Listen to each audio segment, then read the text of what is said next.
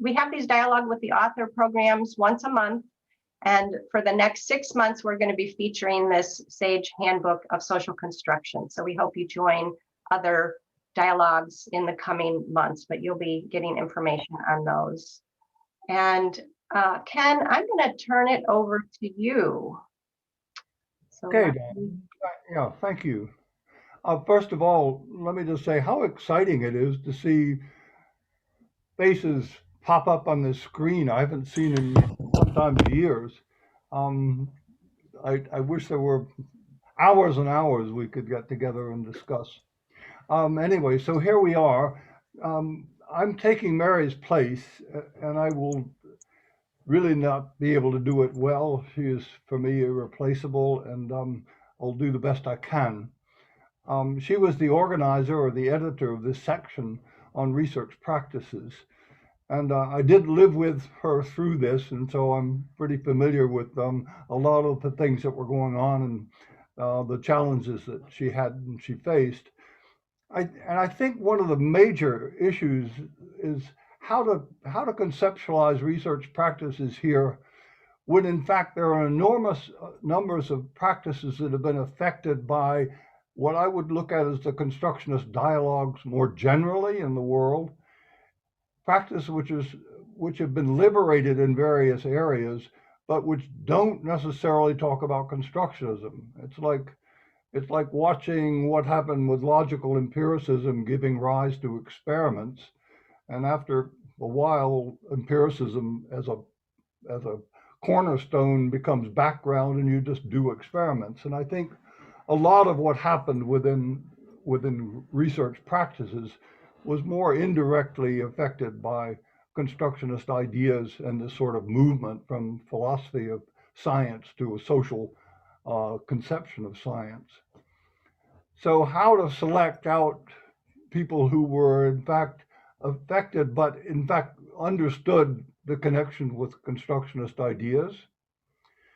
And secondly, how to do work that was sort of fresh, that was sort of cutting edge or would push the envelope a little bit. I mean, for example, narrative research has been around forever, and a lot of that early research was very much connected with constructionist ideas, but it's a huge volume now, and it's handbooks on narrative research and so on, and so the practice hasn't changed a lot, but so how to develop some sort of fresh work which would challenge us to think ahead. And I think she did damn well with that in terms of the authors who are represented here today. And what I've tried to do here is set this up so that there are pairs of authors who would work together, who would perhaps talk about their work and each other's work, and then open that up to a broader audience. And to do that in whatever they want. So we'll be working in pairs for about 20 minutes each. Within that 20 minutes, I'm hoping there will be a chance for audience to join in the dialogue, to raise issues, questions, and so on.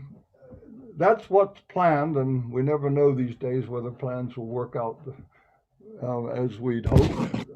Planning has kind of gone out the window in this age. Anyway, the first group then, or actually the four of us, this is Celiane Borges and Sheila McNamee, and on research is innovation, and invitation to creative and imaginative inquiry process. And then Ottar Ness and Dina von Heimberg on collaborative action research, co-constructing social change for the common good. So welcome.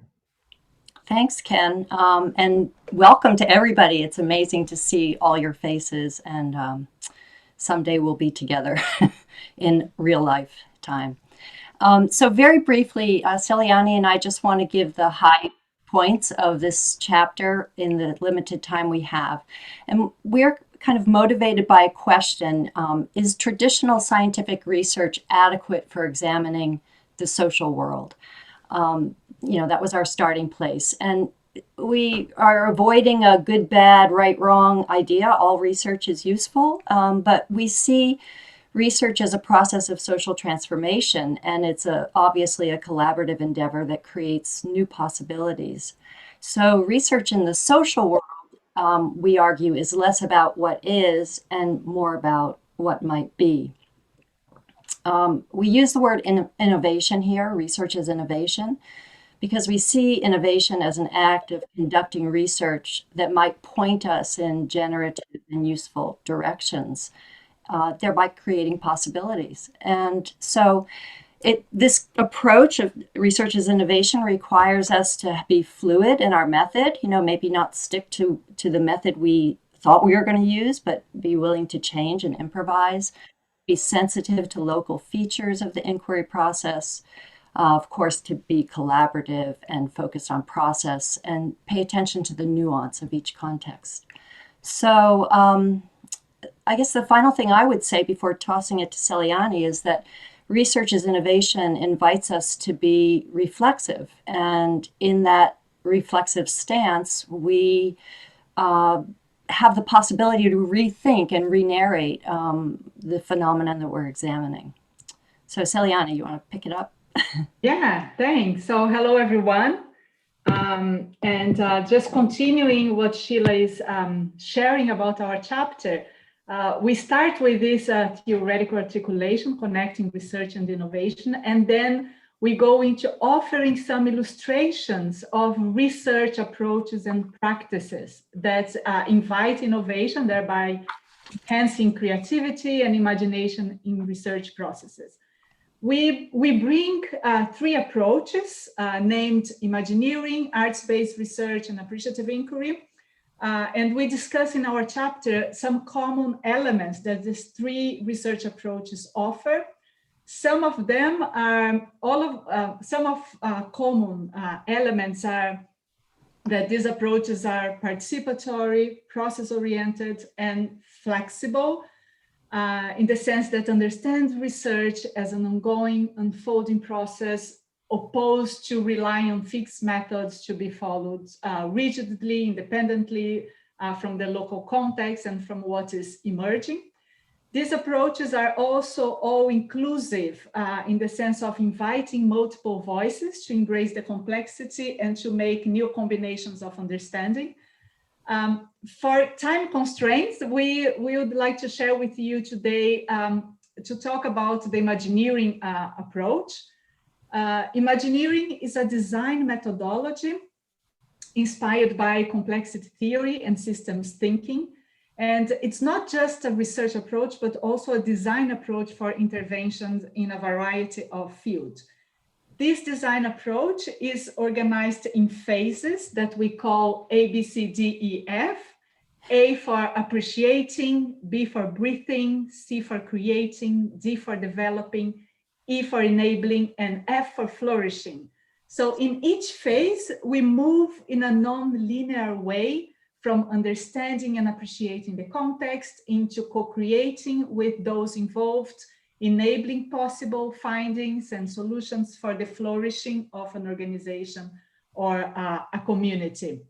So this Imagineering approach is focusing on promoting emergence more than just knowledge itself, and emergence referring to a process or a phenomenon in which new patterns are formed, and as a result, new interactions can form new realities. So we also offer an international master diploma here in the Netherlands in Imagineering. So you can imagine that this is much more complex than my 3 minutes of sharing. It takes our students 1 year to learn and apply it. So we invite you to read our chapter and to discover more about Imagineering, arts-based research, appreciative inquiry, and how we are connecting as a framework for research as innovation. Now to Otar and Dina. Yes, can you hear us? Mm-hmm. Yes. Hello, everyone. This is from Norway.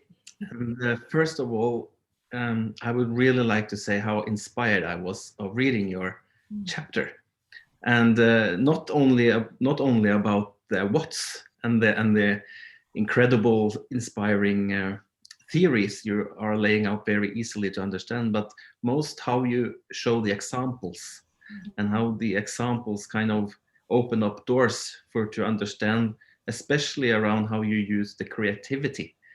And I really emphasize the way you don't as you focus on language is much more than the oral and the words, and how you explain that it's all kind of embodied activities, and how you do that not only by the words but also by the arts based. So for me it was very useful, and I think for you, Dina, you also were inspired to use it in your Absolutely. research. In my research, yeah.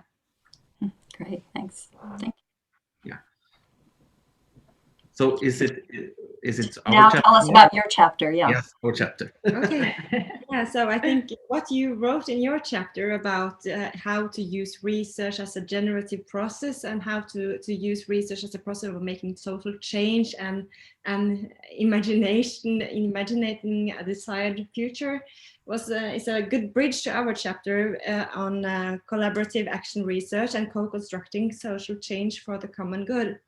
So in our chapter,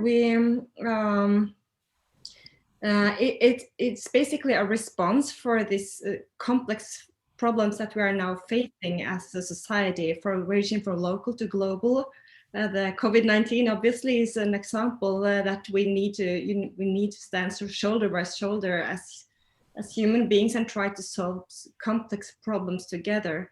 And the point we make that in our chapter is that the values that we are trying to create also through collaborative action research is not neutral, but rather we should frame them through a lens of dignity and justice and flourishing for all now and in the future. So we try to provide a framework for how we can work with collaborative action research to make the social change that is good for the commons or for all people, and we make a distinction between the values that we're trying to create, that the values should be concentrated on the public interest, and we travel back to Aristotle and his notion of public interest, to create values that are beneficial for all people or all members of society, and not only the powerful leaders or the commercial interests. So and we also try to, as a framework for describing how we can use collaborative action research, we also lay out a framework to describe a relational approach to welfare, or on how to organize a society in a way that fosters collaborative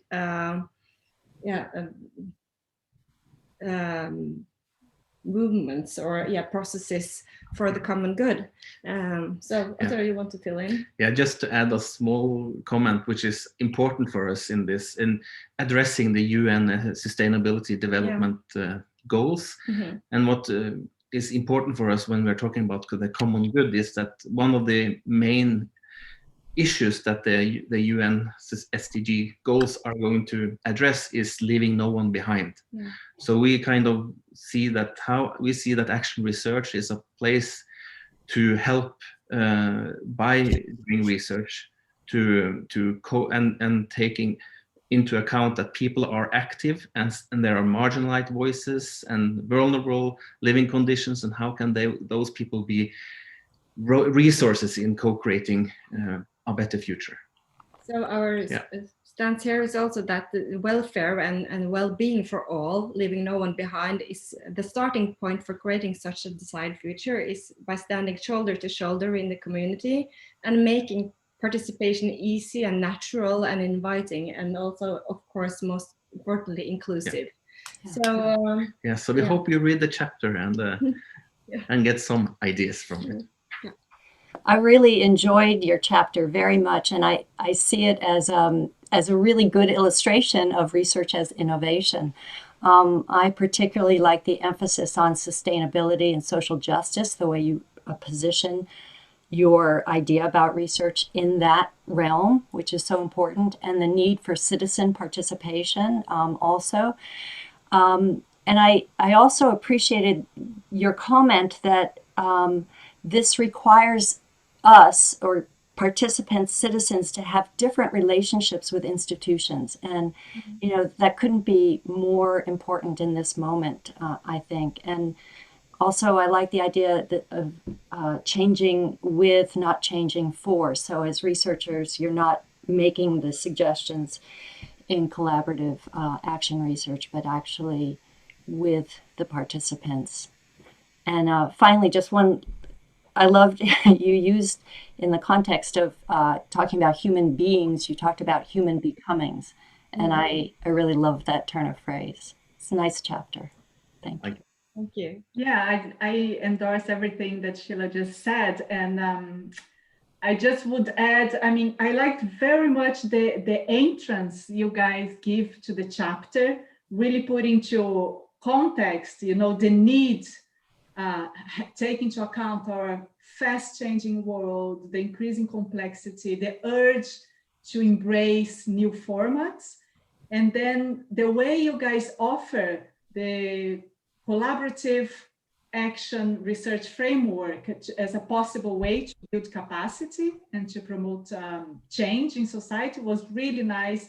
And you take the action research, the social constructionism, the collaborative attitude, and then you create this that I would also say it is an innovative research, a way of putting together all these important elements, and it becomes a resource for researchers and practitioners to use. So I invite all of you to read this chapter.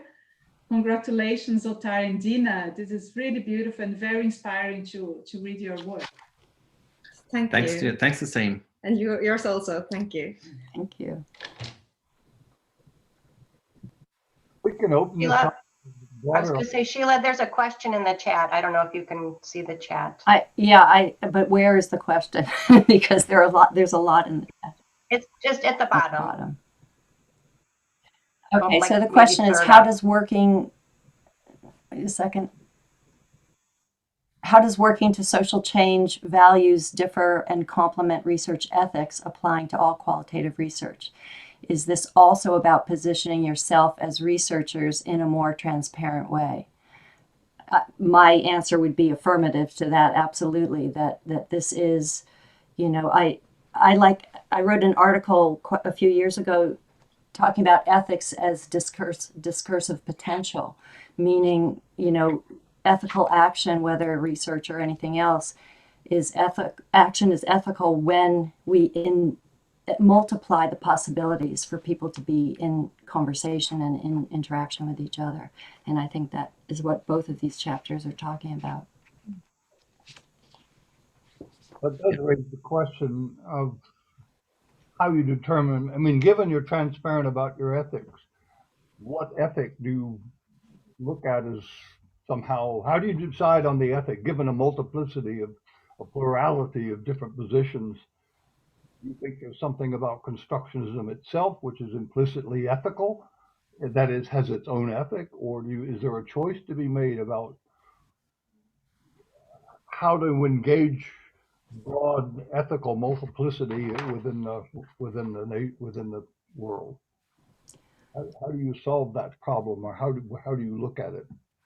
In a sense, I don't want to take all the talk time here, but in a sense, I think it's almost meta that from a constructionist perspective, there wouldn't be an ethic beyond an ethic of giving space to the multiplicity of ethics, and then somehow creating the possibility for those different points of view to be in conversation and interaction with one another. So it's not to, you know, give the stamp of approval that this is right and that's wrong, this is good, that's bad, but rather to enter in the ethic of a relational constructionist stance would be to enter in curious about the differences rather than judgmental or evaluative. Anyone want to add to that? Yeah, maybe just because what we have been discussing a lot is to always maintain a focus on human dignity and create processes that allows people to be valued and also to add value. So and this is yeah. Do you want to add something? Yeah, I can add, and that is also, we are very inspired by your work on relational responsibility as an ethical process in research. So for example, an ethics for us would be then to when we are coordinating multiplicity, it's also to find the multiplicity instead. So how to search for the voices who are not heard and who are marginalized. But that is also can be a normative process. So that's why we are interested in the capacity building. How do we find the resources within people, between people, in the space they're living, and connect them and kind of mobilize them as an ethical process. Yeah, nice. And I would just end this conversation by emphasizing that this relational turn to research, the positionality of the researcher becomes so important, and you start relying less on the methods doing the whole work and more in the relationship and the collaboration between the research and the research participants. And then the relational ethic might emerge in different contexts differently. Yeah.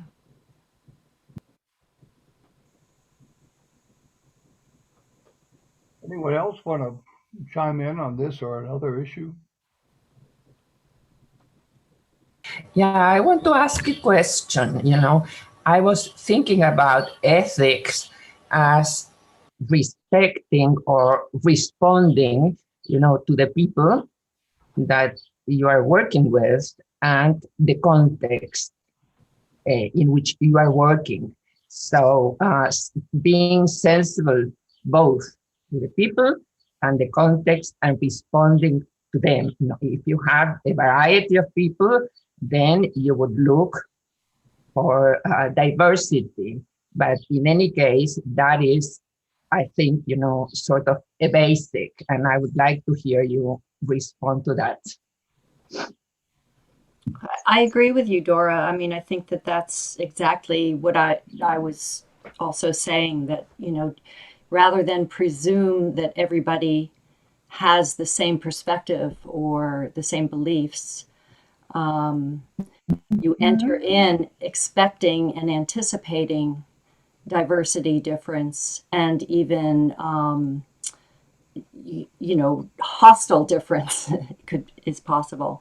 And so if you enter into a research process anticipating that with curiosity about those differences and trying to understand them in their own terms, that's a difference. That doesn't solve the problem. And I think that that's for me, one of the issues of being a constructionist is I'm not focused on solving a problem. I'm focused on creating conditions where, through what people, in new ways that people can come together, they can solve the problem. So it's really about how do we enter in so that new conversations, new interactions can happen that have been prohibited because of, combating dualities or what have you. So, yeah, that's my thoughts. I would like to thank the last two presenters for their work. I look forward to reading their chapter. Actually, I look forward to getting the book. So this is my first time on this forum. So good to be with all these wonderful people throughout the world. As a practitioner in collaborative based research, as much as I love it, I also know that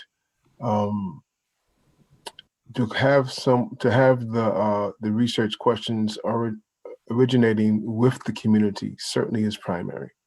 But it doesn't change the fundamental contradiction in terms of the power relationship, because the universities have the money to actually do the research because they've gotten a grant, and it's fine that we finally have a research methodology that allows something to be left with the community, because we know in the past when research was done, you go into impoverished communities, you get your dissertation, then you leave, and the community is in the same place that it was when they left. So yes, we do have a way of now originating the questions with the community, which reestablishes a new center of gravity. And we do have a process, but until we are honest about the structural power relationships, universities will, I'm from New York City. We have two major universities that have occupied so much land, Columbia University, for example, and NYU, where I've taught at both. But they are the largest, landholders in their respective geographical facilities. So what I'm getting at the colonial question. If we don't understand that we're just in another phase of colonialism, and until we change those fundamental colonial relationships, we'll continue to get grants and do research, and the people at the bottom will continue to fall further behind. So I love the what you're saying about the collaborations, because I do believe that the true progressive work is going to come from the people themselves, will come from social movements. And as we can see here in the United States, in terms of Black Lives Matters and the different things that have happened, for those of you who don't know, it's not too many places that you can't go and not see something on equity, diversity, and inclusion. And that really has come about because of the people. So hopefully those who are using collaborative-based research will include how do we help the people to empower themselves, which was very much what Sheila was saying, and to what end? To the end of having power, having self-determination. Now, Jeff, we've reached the end of this particular period, but I'd love to continue that issue into the next and onward. Thanks for those comments. I hope we can come back to that in just a few minutes. But we need to move on to this next because we've got so many people to continue. So stay tuned.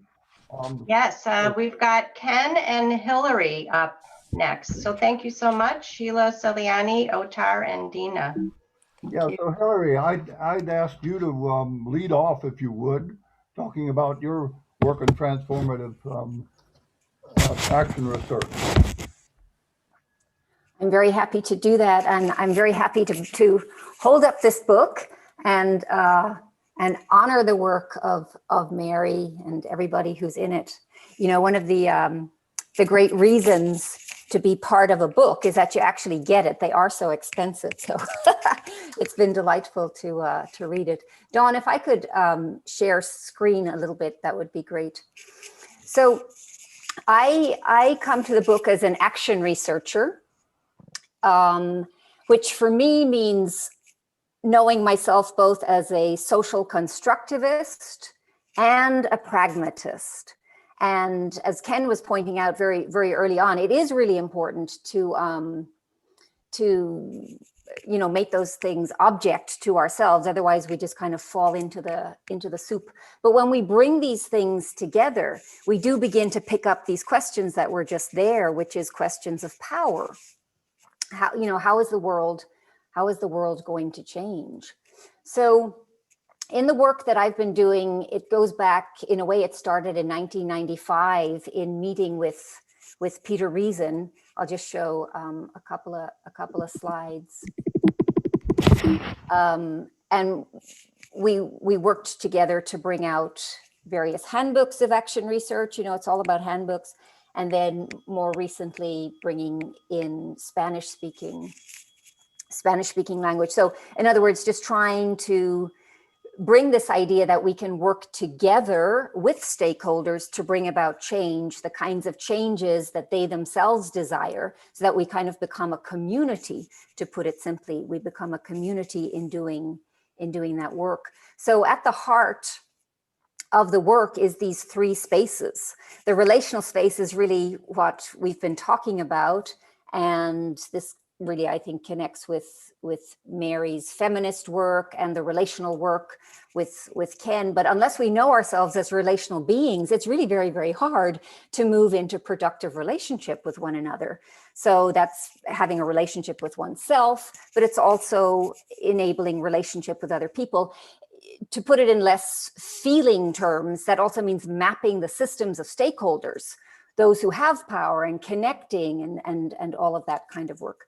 And then moving out of the relationship space through relating into conceptual space. So what are the ideas? And the ideas have to make sense given the set of relationships.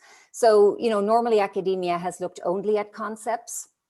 We try to bring emotionally intelligent or emotionally resonant concepts together, but not just in and of themselves. And this is where I'm a little unhappy with the word qualitative research. I mean, I get that that's the big tent, but I find a lot of qualitative research is just a lot about understanding and interpreting, extremely important. But action researchers have this pragmatist goal, which is, you know, well, how do we actually change things? How do we do things together? And so the work is for both change agents, but also people who are willing to be subjects of change, because it's a lot about, you know, what am I learning in this process? How am I undoing power? How am I bringing love? You know, how do I create beloved community? So that's the idea behind action research becoming transformation. So it kind of brings in this idea of beloved community, and it brings in what Ottar was talking about, that we're headed towards something. It's not just work, you know, for the sake of it, for the sake of understanding yet again more you know, rich descriptions of the world, but actually to bring about tangible change. And that can look like the sustainability goals.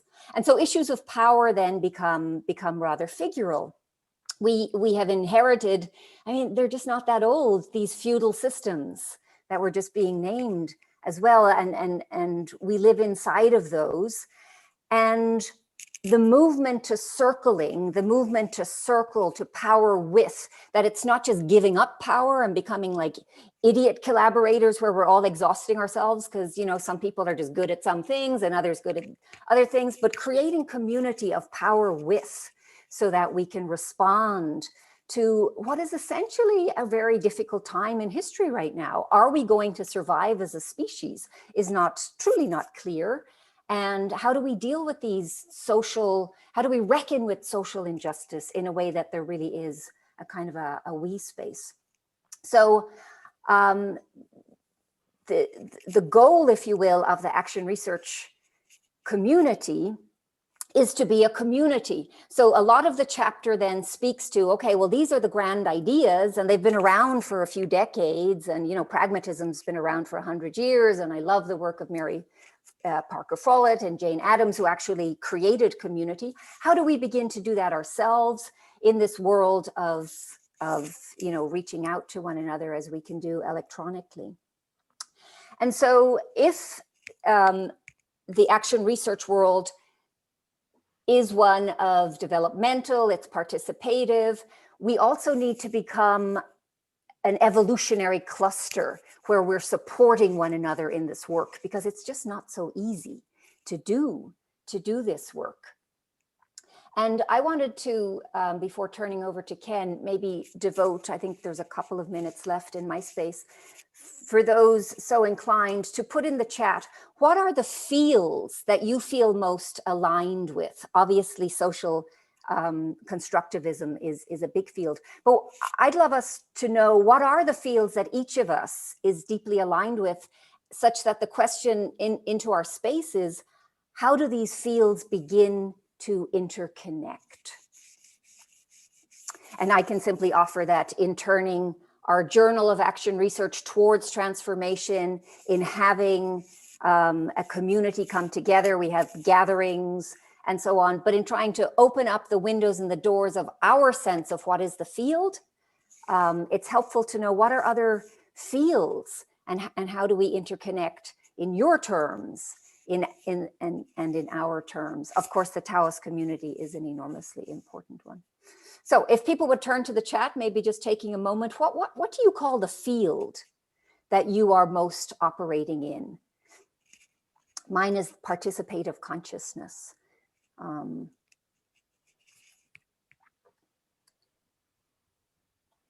Yeah, beautiful. Thank you, Kathy. Thanks, Hillary. I was actually very curious about how you were going to do your chapter.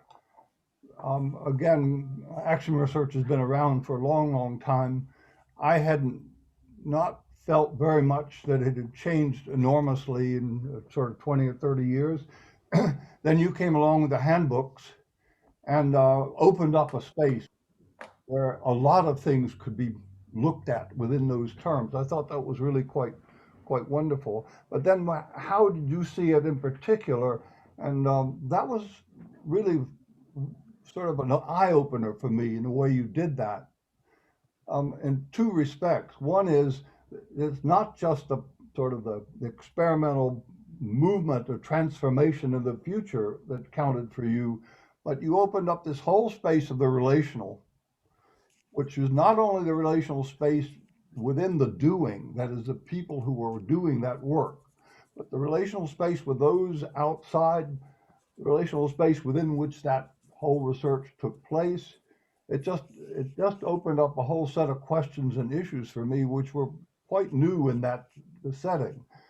And secondly, by opening up this conceptual idea, because so much action research has been reflection about what I'm doing and should do differently and so on, but you've connected it now with a whole set of theoretical issues, let's say about structural power and so on, which make it in that sense theoretically cumulative. That is, that you could develop theory about something as you do that research within an area, which would add to the perspectives that one could take within that area. So you've just ballooned out those so that they now have a really interesting life, which adds to me dimension in action research. But let me go back to the issue raised about structure of power just for a moment. You bring it up in your chapter as well about the problems of being in university settings where you're kind of controlled about what you can do and who gets the money and how appointments get determined and so on, and that we live by and large in fairly conservative, traditional enclaves. And I wondered, could one take an action research to that problem itself, or that issue, that challenge, to develop action research within these settings with the end point of bringing in increasing numbers of voices of inquiry, which would include action research itself. That is, challenge the structures of power so that action research becomes, in fact, the major piece of research that one would like to do within the social sciences. That is a chief source rather than measuring everyone and talking about them. And I must admit that that's a major challenge. I mean, it took us about 10 years of concentrated effort to get action research and other qualitative forms of research recognized by the American Psychological Association, but we could do it. And it could be done within departments. Anyway, that's, to me, came out as an interesting kind of challenge. But let me connect that a little bit with Mary's chapter on performance, because it raises a whole set of different issues in a way. In some sense, we came in the door in the way of action research, that is by challenging why it is that we inherit languages of description and explanation as if they are literal languages. Because if you come out of a constructionist background, there's no privileged way of describing and explaining. Their perspectives, their rhetorics, their genres. And we inherit in the social sciences these sort of dead languages, sort of monotone, uninteresting, formalized, cryptic languages, which, and this is where it becomes ideological, that don't communicate to anyone outside of our circles. So they become languages about the societies we live in, which we talk about them, and they never can understand it. So we limit ourselves both rhetorically in the sense of limited to a very tiny way of talking, and it's also insulates us from commentary or even being understood by the people who should most care about. So that, for us, opened up this space. Well, why not open up to all the forms of language that we have? It could be humor, it could be storytelling, it could be ironic, and so on. This should all be within the potential of the social sciences as a way of creating or communicating, reaching more people, drawing more people into the dialogues. But then we said, look, why language of the sort of written, spoken kind? Why not using art? Why not music, drama, theater? Do not limit ourselves to any particular form of expression or relationship. And then it becomes inquiry, because each of those forms will reach another group of people, draw them into the process of relating to us. In addition, and this is kind of interesting, that if you take a genre, and you try to, let's say, account for the world in that form, it will draw your attention in different ways. That is the mode of representation. That is, let's say if I take music, let's say theater, let's say photographs, and that's going to be my mode of representation. Each will create the world as I'm looking at it, as I'm trying to understand it in a different way. You look at the world photographically and different things come up than they would if you sort of say, what is the drama of this situation? Changes your whole way of you'd say, looking, to use that metaphor. So at that point, Mary and I would challenge each other with this, but at some point, it now begins to link with what was going on in arts-based research, because the arts were drawn into, at some point, to say, look, you have to publish, you have to speak to more broader issues, ally yourself with science. And so the arts got into this, but they didn't want to do sort of old-fashioned science. So now there's this whole alliance with arts-based research, which has its own handbook and often draws in what we would call performative work. And it's just enormously rich, entertaining, fun, eye-opening in every way. I have to tell you, however, bring back Mary, as you mentioned. I have to bring her back in one way to underscore her place in all this. We spent a long time in the early stages, because no one was much doing this and it was a little risky, pushing each other. Well, okay, I'm going to try this. Well, then I'm going to do that in different audiences. And she finally won that competition. Because one day she was going to do, she was trying to challenge the stereotypes of age. And she was going to push it to the extreme by going on stage, and this was in an American Psychological Association symposium. She was going to bring in a flask of whiskey, and at some point she was going to, while she's giving her monologue, start to do a striptease, that is, undressed while she's doing it. Just, break all the rules for what it was like to be old. And in the middle of this, and she's like having trouble with her hose getting this off. It was really quite hilarious. An older woman in the audience, starts to go into it. I don't know whether you've seen Harry Met Sally, but to do an orgasm right in the middle of all this. So there's a striptease going on and an orgasmic expression coming out of the audience, and it performed and instantiated what it was trying to do in the first place. So that was a crowning achievement for me. Any case, I love it. Back to you. I love it. And I'm laughing and smiling earlier on. Like, I really get you both and the relationship as properly revolutionary. Obviously not violent in any way, but delightfully, erotically alive. And what a marvelous story to share. And in Mary's chapter, first of all, I just think, books always come into embryo quite a few years before they come out. So I thought Mary's chapter and the emphasis on the arts was prescient, because as you say, it's now all over the place and it is changing things. And this, it's almost as important in the intellectual arena as, say, Black Lives Matter or Me Too. Like, it's just, we're reckoning with, how do we learn? Why do we learn? What's learning even for? Right? And it's giving us new languages for that. So I found myself, because I'd never seen it before, Mary mentions that Galileo wrote his dialogue back in 1623.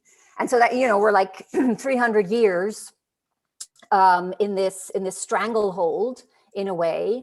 That's been very powerful, and I want to honor the sciences, of course, as Mary did. But it's becoming a bit of a stranglehold. And so one of the things I noticed was later on, a guy called David Sobel, I think was the name, writes a book about Galileo's daughter. And so I was just thinking about, at the heart of the new way of being and expressing ourselves is relationship, the very important relationship that Galileo had with his daughter. And contrasting that with, the Descartes and the Newton, who I think we would put on the autistic spectrum today. So again, marvelous minds, but quite atypical with regard to relationship. I think it's true that these are difficult times, non-relational times. We have images of Descartes living literally in an oven. Of Newton having one date at the age of 14 and saying, well, I'll never do that again. So the idea that Galileo be the new emphasis is just, I feel really, really terrific. And so what I noticed in Mary's chapter that I want to we are out of time, Hillary. I'm so sorry, but we need to go on. I'm so sorry. Well, was the protest and pluralism that she is encouraging. So thank you. Yeah, thank you, and thank you, Ken. So, yeah, we just ran out of time, but some of these issues will continue, I'm sure. But Dan and Sally, their chapter, we're all researchers, and then Rocio Silvestre and Papusa Molina, along with their colleagues, on to know and not to know dialogic social inquiry. So welcome, welcome.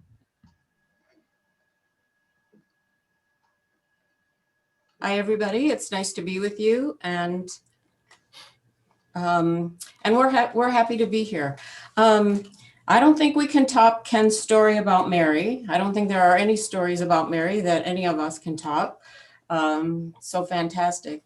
But our chapter, We Are All Researchers, really comes from a very personal place and personal practice. And so in our daily lives, we attend to, we think, research processes and social constructionist principles in living. We don't usually use those words as we're interacting with our family and friends. We might use those more so with our colleagues, but we come from a place where we think we are all researchers, and we saw that as alternatives to when our kids would ask us for advice. And we learned early on that advice giving never worked well, and we were always on the short end of it. And so instead of giving them advice, we found that if we said, well, what if we research this dilemma a little bit more, or this problem, or this issue that you're trying to solve, or buying a new house or buying a car, and how to make those decisions. And then we extended that kind of thinking to our grandchildren. We said that when they were 16, we would take them on an international trip, wherever they would like to go. But they had to do their research on it first. And so we said that they had to research 3 places, their rationale, their thinking about it, and kind of sell us on these 3 places.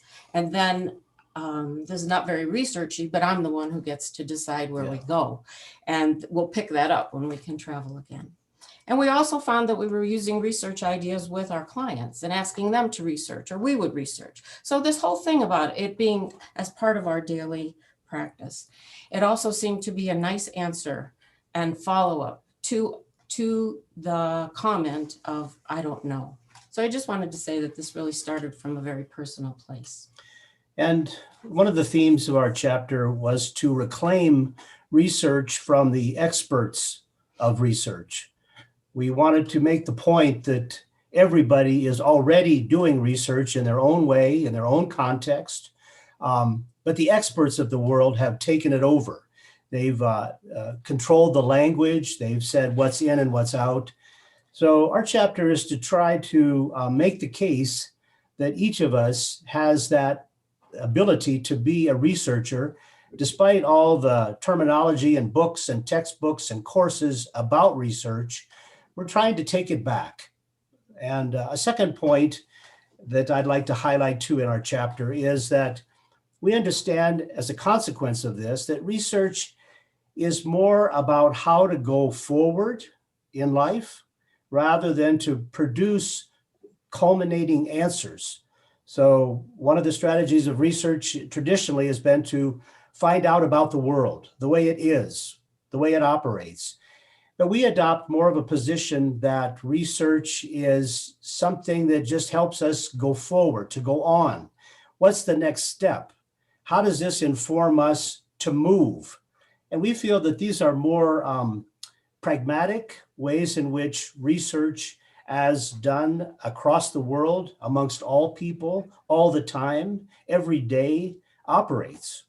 So those are the those are the 2 points I wanted to highlight about our chapter. So it was kind of in keeping with what Sheila had said earlier. It's not about providing definitive and solid answers to anything, but certainly giving us some options, some ideas, some creativity, some encouragement and intrigue and moving forward in some different directions. And so we developed what we call research as daily practice. And we realized that we started emphasizing the research part, but we emphasized it and we developed it for practitioners, because practitioner research, we think, is being carried on every day, but it's not. We wanted to be able to recognize it and use it, and also have practitioners value it for themselves and be able to share it. So that was the emphasis of research as daily practice. Bottom line, it's just tailored to our daily circumstances, to the situations we're in, and we're not bound by any methods. We'll use methods because so many of the qualitative methods we are familiar with seem very practice oriented. And so, but we like to modify those because they need to be tailored to our situations. So, and talking about research as something that everybody does all the time already leads us to talk about it in very plain, mundane language. We're not elevating these things with polysyllabic words and references to theorists. We're talking about it in such a way that some people think it's just kind of mundane or banal or boring. But in order to kind of make it available to everybody, we think we have to put it back into everyday language and not to kind of make it hyper intellectual or hyper significant. We wanted to make it part of what everybody could understand in their own places every day. Okay. I guess that's our little summary. What do you think, Rocio and Papucho? Okay. First of all, it's an honor to be here and to not just to participate in this book, but also to have the chance to reflect and talk about your article. We are all researchers.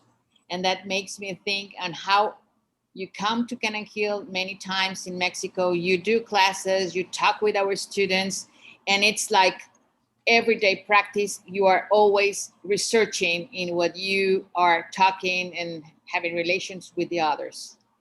And that makes me think on the coherence of your life, of what you teach, what you talk, and what you do. And for me, this chapter invite us to be a researcher, because we are what we are in everyday practice. For them, for you, the researcher, the research and practice emerge for your everyday practice of what you are doing, talking with the other and learning with the other. And that's where it comes, the research for you. You are always, for us, inviting the clients to talk with others about their dilemmas and to know how they have been resolved, dissolved, or what do they have found in their common life that have been useful or not. And we have found that even in your conversations, you invite them to share with others.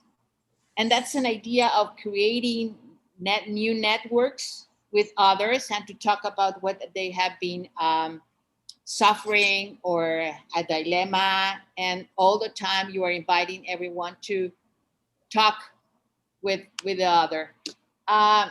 It's a way of doing knowledge in action.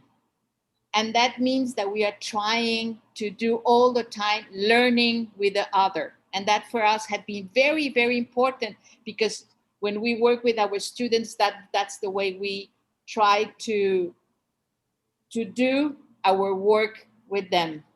And for me, this way of doing research, learn and act, is a manner of doing every day an effort to make a better life, and then in the relation with the others every day. So that was for me very important, and thank you, because you are always our friends, and this has been very amazing to reflect on your work.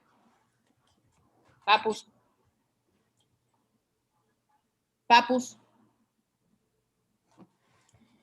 I really appreciate also from your work the idea that as practitioners, that's our field of knowledge, and that sometimes gets poo-poo or shoved aside from academic publications and practice and publications, I will say. And I love that you precisely narrate that was kind of the first inspiration for you when you were rejected from publishing, and so for us and for our students coming out of our master programs, who are basically a practice-based programs, it's very important that they see themselves as researchers. So I really appreciate that. You are in my mouth every day when I talk with my students. So I don't know if Rocio, you would like to start talking a little bit about our chapter? Thank you. Well, to talk about relational research, to talk about research, it has been very interesting for us, because when we started to do the master programs in Cananquil, that it's about doing from the perspective, from the umbrella, under the umbrella of postmodern ideas, social construction, and collaborative dialogic ideas. We were starting with that because all our curriculum is based on that. So Papusa, in that time, was the professor of methodology research, and she was doing qualitative research. And then one of our students just go to her and ask her, well, Papusa, what are we going to do? Because if we are doing all of these ideas from that perspective, why we are not doing another kind of research? And then that was a question that opens a big, big door, because Papusa asked her to, well, why don't we learn from each other this? Before, we have been participating in the PhD program with Janice Defer. And Jan Defer described dialogical social inquiry. And that was what we started to work in Cananquil in that time. I think that what we our thoughts on that is that we really would like to be very coherent in what we are teaching, what we are doing, and what we are researching. So from that moment on, all our theses in Can and Kill in the master programs are based on dialogical social inquiry. And Papusa is gonna be more clear of that because she's the teacher of research in Can and Kill. Yeah, thank you, Rocio. And as I was saying, Sally and Dan are always in my mind because the first thing I said to my students is, what is that you are interested on? From your daily practice, from what you see, from where you work, with your family, etc. What are the curious questions that you have? And for us, the dilemma also, and it's a challenge because in one hand, we are this very progressive master program, an MA program in psychotherapy, and also family and couples therapy. And at the same time, we need to fulfill the requirements of the Ministry of Education in order for our students to get a degree. So they have to write a thesis. No? So it took us a lot of entering into dialogue with them to show that there were other ways that we could even organize the chapters, or where do the students start. In traditional research, the students start by looking at the context, and from that emerges a question, and from the question they go and read the literature, and they describe first a theoretical framework, and then they go and collect data. Well, we start collecting data. That's where we start. Because precisely out of conversations. So what we describe in our chapter is just a way that we do it, and we were able to negotiate with the official institution so our students can get their degree that is approved without compromising our values and our philosophical stance. No? So even the defining of the research questions evolves from a conversation. They pair with each other and talk about their ideas, their topics. And then they go and invite people that they know already. I always say, go with your friends, with your colleagues, with your circle, with your family, because your curious question comes out of that. So who is the expert on that to answer that question? They are. So you don't need to read everything. You will read them after, but you start by having conversations with the people who are the experts. So you are going to talk about domestic violence and how it affects the lives of women and children. Go and talk with women and children who have gone through domestic violence. You are interested in the issues of infidelity. Go and talk with people that have gone through those processes. And the 3 students who participated with us precisely did their thesis with this kind of methodology we have developed, and in very different themes. So if you read our chapter, you will get familiar with what they do. Yeah, thank you. I'm so glad we've been paired up because we've been working together for a long time and exchanging ideas. And I think that you have really done a fine job of getting to that place of being coherent with philosophy, with theoretical orientation, with beliefs about how to practice, and putting that all into research. So you're inclusive of ideas and inclusive of people and encouraging your students to do that. I find that so impressive and encouraging. and useful for us with our students. One of the things I wanted to ask you about was there was a line in there, Carolina, who was one of your co-authors, one of the students who did a project. She said at one point, I felt a bit uneasy, a bit distressed because I was used to doing it in a more structured way. So my question is, how did you manage to nurture these students to go into some spaces that they were uneasy about? Because the kind of pioneering work that you're doing, there could be some pushback. And so what kind of response did you make to help them stay the course? What kind of culture did you build? I have an advantage. I start teaching on the third semester.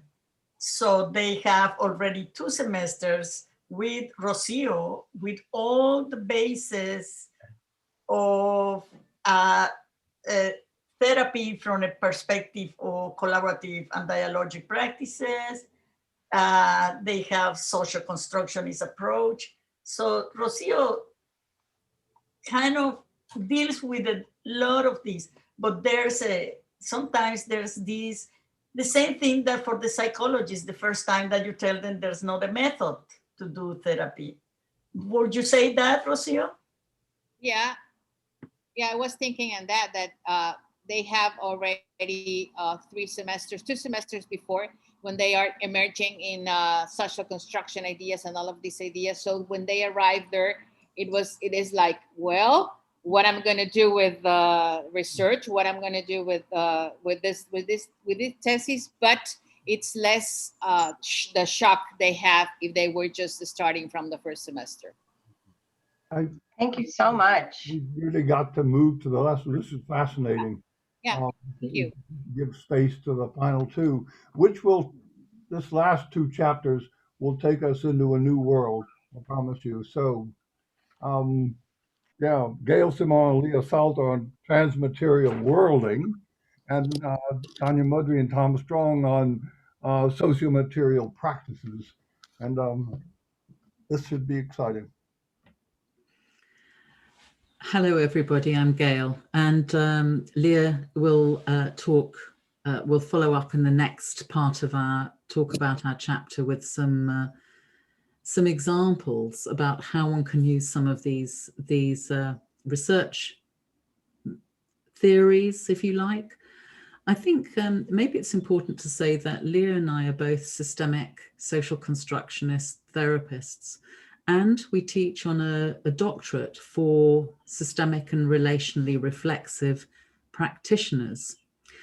So it's very nice coming after Papuza and Rocio, who were talking a bit about some of the kind of research dilemmas in qualitative research, because we have to come up with qualitative research methods, or encourage rather our students to find ways of researching their own practice, doing first-person research that makes sense to them, which allow them to bring their existing ways of knowing. And this connects with Sally and Dan's work about researchers' everyday practice. So we think of our reflexive practitioners who are coming to be researchers as already researching. They just haven't worked that out yet because that's not part of the discourse they've been schooled into. They've been told that they're doing professional practice, not research practice. But after a little while, they get to see that they are doing research in their everyday work and in their everyday living. And as people who are committed to systemic thinking, understanding that somehow everything is connected, the local with the global, part of the trying to tear ourselves away from the enforcement or the insistence that we should be working to method-led approaches, whether in professional practice or research, means that we have to create the space around us to free ourselves from thinking we're working with this family here or with this organization there, as though these organizations or teams or individuals are separate from everything else that's going on in the world. That's one motivation for us in writing this chapter. The other motivation is that it's been quite disturbing to hear people talk about post-social construction. That's difficult, and the critique seems to be that social construction implies we live in language, but only in language. And I don't think that's how social construction was ever intended to be interpreted, but it's been critiqued as that. So we were thinking, well, of course we live in language and in a material world. Part of what's been inspiring us is to look into some of the very interesting theory that's been around in the last few years from new materialism, which has been talking about how human arrogance, this era of the Anthropocene, has led humans to situate themselves at the top of the pile, particularly male, heterosexual, blonde, tall, white, able-bodied, and so on, and see themselves as there's sort of a hierarchy of superiority, and with it, knowledge, and with it, possession or control. And what we've been reading about from other areas of the humanities and social sciences and philosophy is how humans have created these categories of who counts, whether people count. So Papouz's question earlier about who's included and who's left out of the definition of the common good is a big preoccupation for us too. Who's included in the dialogue? Who's left out? And more so, not just who, because there are actual inequalities. I'm not sure how we can even define common good, because I don't know that we'd agree, because we've got investments in maintaining imbalances of power. And it's partly making some of that conscious that's implied in transmaterial worlding. So we've tried to explore how some people are constructed as less than, and also how the material world is constructed as something called inanimate, dead. But it isn't. It's just that a piece of rock is moving in a very different time frame to us humans. So we've reframed everything as alive. So transmaterial means much more than the family or individual or team in front of you.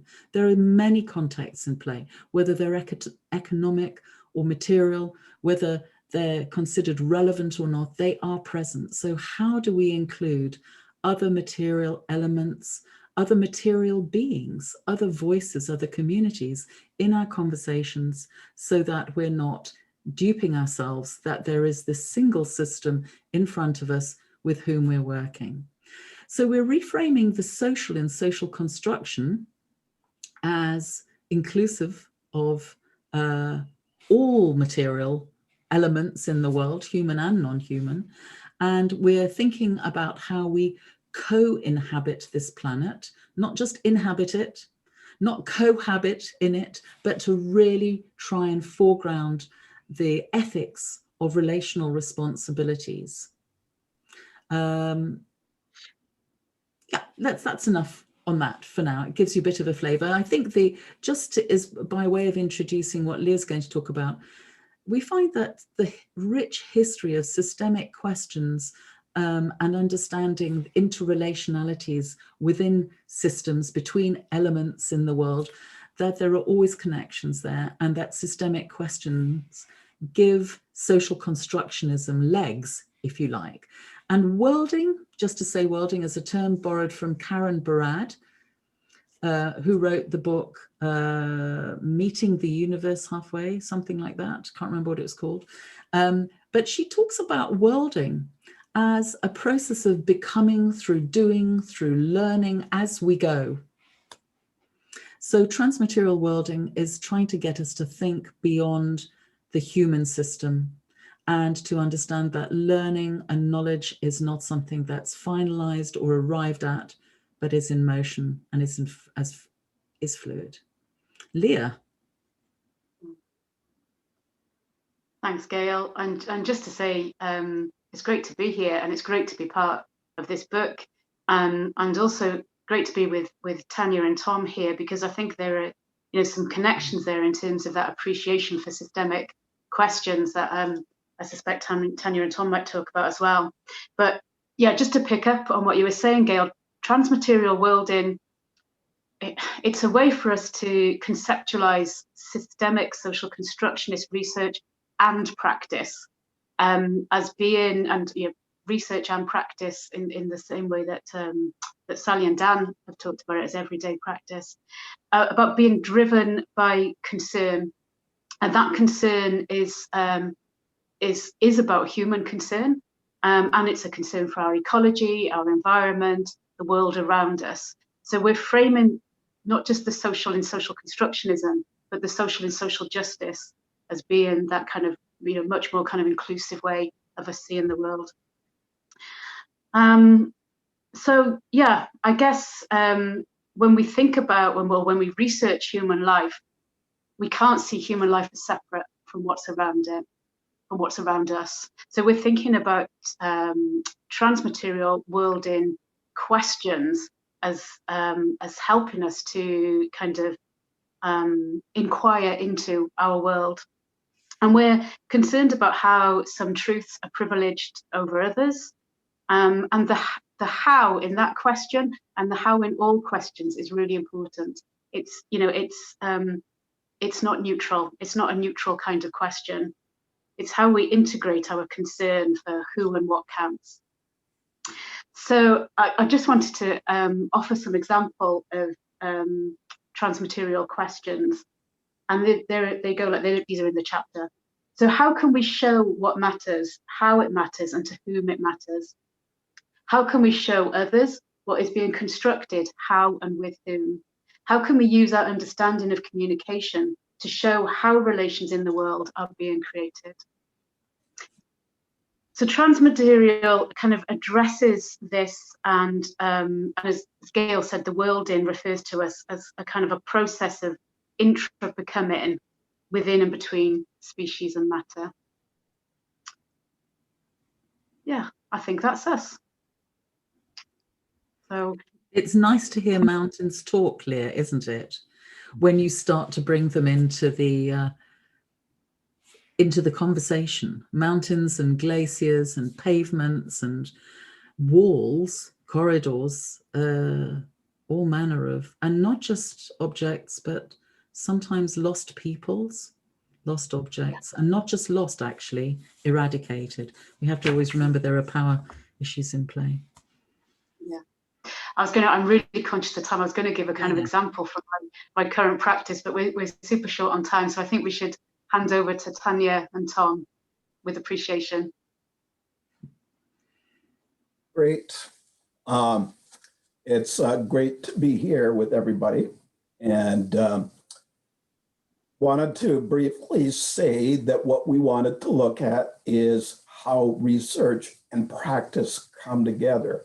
And the methods of research that we use are in some way enablers, let's say, of ways of interacting with clients. And our interest has been with what it is that grounds the relationships of people with each other and people with their material environments. And that is where we have overlap with Gail and Leah. And in particular, we look at interactions we're calling social practices, or in this case, socio-material practices. So what we're really interested in is looking in big picture ways at the conditions in which these practices occur. But we also want to zoom in on how these practices take place. And we want to involve the people we're working with in doing that kind of mapping and identifying in the practices. And our point would be that we start often doing non-intentional things as part of our way of relating to the world, and only later discover that we've grounded those in what we're calling practices. And a big part of our research is about making what has become taken for granted something that we can reflect on and do differently. And so a big part of what we're looking at is looking at interactions as things that basically ground the familiar in our lives, whether that is the wanted familiar or the unwanted familiar. And of course, there's the mundane that doesn't really have the same salience, let's say. And a lot of what we would want to do with using the kind of methods that we talk about in this chapter is to look more specifically at clinical concerns. And it is in that regard that Tanya ended up using this as a method to get kind of almost micro-ethnographic in a sense, and look at these practices that were shaping clients' lives around what we might otherwise call addiction. And I hope you see the scare quotes up there. And we want to look in particular at how, in many cases, psychology has internalized what we in our practice want to externalize and make then reflectable. Something that we can look at and look at our relationships with what's outside of us. And I'm going to move it over to Tanya, and she can talk about the clinical application of what we're talking about. Yeah, so one of the things that we're really interested in is around those materials. And so that links very closely with the chapter before, with Gail and Leah's chapter around these giving voice to some of the different machines or practices. So we were looking particularly around gambling, and when people enter into a casino and people engage with a slot machine, and how each of these practices have social worlds or arenas that have something at stake in continuing the gambling practice. So something like a casino quite literally tries to disorient participants in there so that you keep them playing on the VLT. The gambling industry creates games in such a way to increase the play, to have near losses, to keep the participant engaged in it. So we're quite literally engaged in practices with the machine, with the video lottery terminal. And so one of the things that I absolutely loved about Leah and Gail's chapter was the questions, because I took those questions and applied them to my case study. And so I thought I'd just share one of them. So if the voices of the slot machines, the lights, the bells, and the casino layout could be heard, what would they say about gambling? What would they say about their intentions for Tom Jackson, who's the gambler, about their agency or their influence in participating gambling, for influencing something we might call addiction? What is their role in supporting the gambling industry? How are they part of and influenced by neoliberalism, by capitalist agendas? And how do we help our clients then see these social worlds, see how they're engaged with, entangled with, inhabiting with these machines that are part of who they are becoming and who they are getting stuck with in terms of unhelpful or dispreferred behaviors.